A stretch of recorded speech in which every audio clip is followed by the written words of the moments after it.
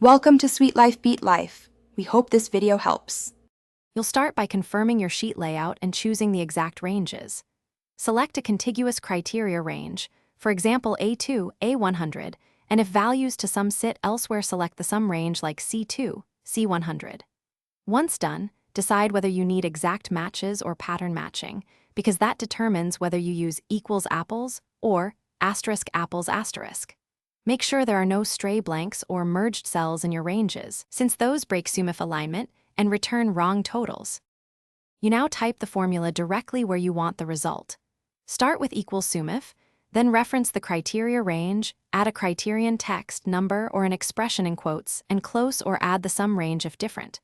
For example, equals SUMIF, A2, A100, apples, C2, C100, sum C values where it equals apples.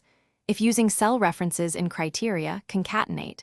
And E1. Also know that SUMIF ignores text in sum range and evaluates criteria left to right. So finish by validating results and fixing common issues.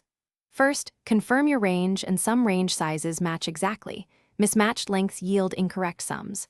If numbers aren't summing, make sure they're actual numbers and not text. Use value or paste special as values and trim for stray spaces. Once done, test the formula with a small, known subset to verify correctness.